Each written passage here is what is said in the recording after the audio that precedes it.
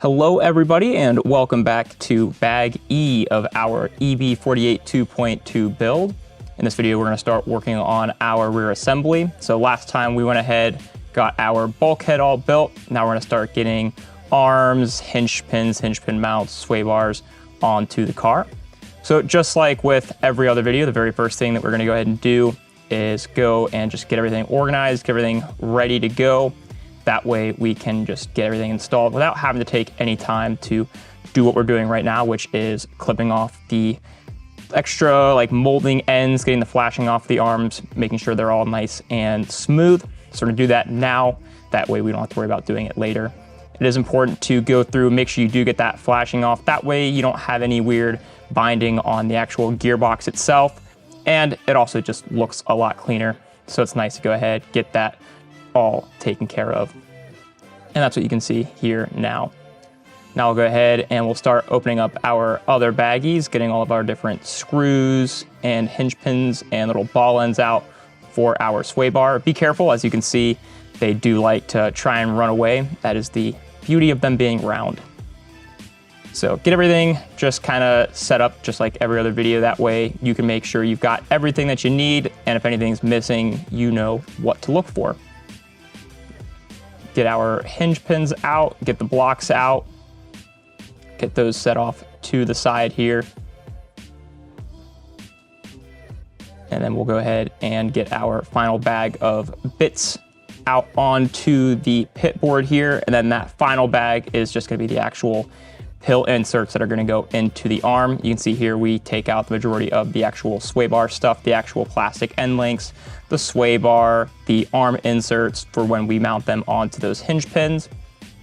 Same thing, you just wanna make sure you get all that extra little flashing off. And then it's also nice to have the pills out in front of you already set to what you're looking for. That way, again, you don't have to go searching for them when it comes time. So they give you plenties of options here. I believe that this is going to be the set for the entire car. So you will revisit this tree as we continue on in the build, as we get into building like the front bulkhead, for example. But for now, we're just going to go ahead and get our pills off that we are going to use for our rear end of the build. So now we got those off, we can take those inserts, set them off to the side.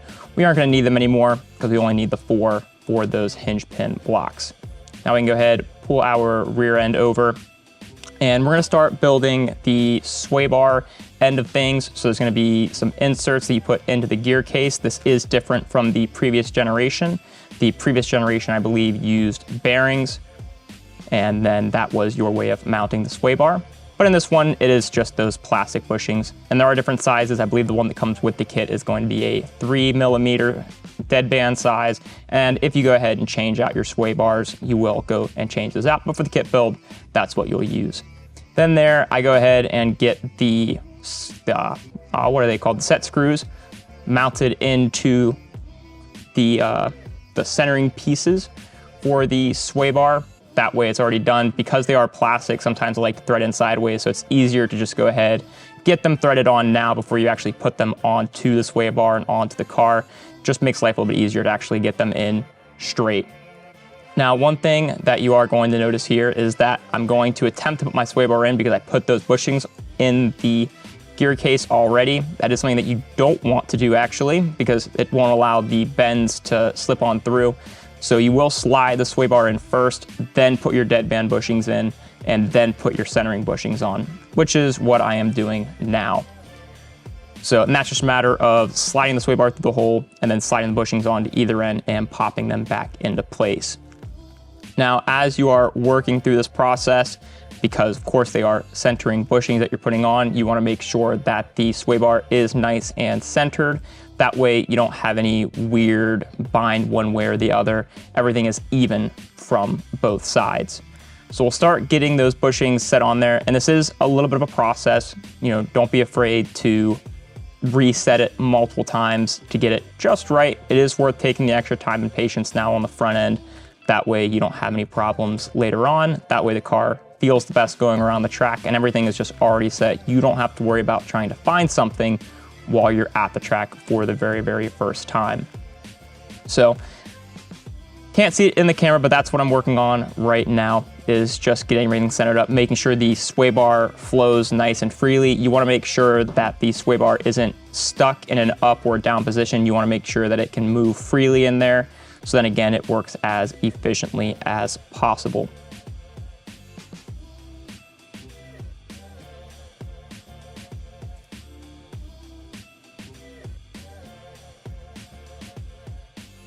So now that we've got that all set in, you can see I do a nice flick there, rotates around nice and free. There's no binding problems at all, which is exactly what you're looking for.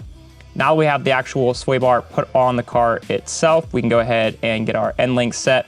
These can be a bit of a pain to get in. Sometimes you can get it in just by pushing it down on the table. Other times you do need the assistance of the tool. Either way works. There isn't a necessarily correct way, one or the other. It just comes down to kind of user preference. But here we just get those little ball ends put into the actual end links themselves. That way we can get the end links mounted on to the sway bar. So you can see now we're getting our second one put in. There's going to be an offset bushing, and then there's also going to be just a kind of flat ball bushing. That makes sense. The offset one will go on the top, and then the flat one will go on the bottom. Flat side will go, of course, into the arm. The offset side will go onto the sway bar itself, because that's how you're going to use the set screw to actually clamp down and have it hold in place. So we're getting our second flat ball put in there. It sounds kind of weird because the balls are obviously round, but nonetheless, the non-offset bushing. Now we can go ahead and get those mounted onto the sway bar with the offset setting towards the inside. And then you just want to have the sway bar at the very, very end of the outside of that bushing flush. You don't want to have it too far in, too far out. As you can see here, it's just nice and flush right there at the very, very end. Now we've got that side set, we can go ahead, swap over to the opposing side and do the exact same thing. It is just a mirrored process of getting the sway bar end link and sway bar mounted properly. And again, you just want it flush at the end of that top offset bushing with the offset towards the inside. Now we can go ahead and get our pills put into our hinge pin braces. And this is going to, of course, allow us to get our arms mounted on the car. And this is, of course, where you're going to tune all of your different toe and anti-squat, track width, stuff like that. So we'll go ahead, get all of our hinge pin pills put in.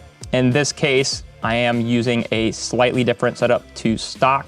Stock is going to be a center pill position. This is going to be a setup where I take 1/2 degree of toe out on the front C block and on the D block. So instead of having a 3-degree rear toe, I'm going to end up having, I believe, 2 degrees of rear toe. Now we'll go ahead, get our C block mounted on, and you'll see this one is going to use 2 screws, whereas I believe the D block is going to only be mounted with just the 1 screw on the gear case, and then it'll get fully mounted on the underside when you actually mount it onto the chassis. But now we can go ahead, get our hinge pins slid in and set into position, and we can go ahead and put the bushings inside the arms themselves. That is one thing I do like about this kit, is that you don't have to worry about reaming the arms out because they have those bushings. The bushings make it to where it will be consistent every single time, and you won't have to worry about the arm binding at all.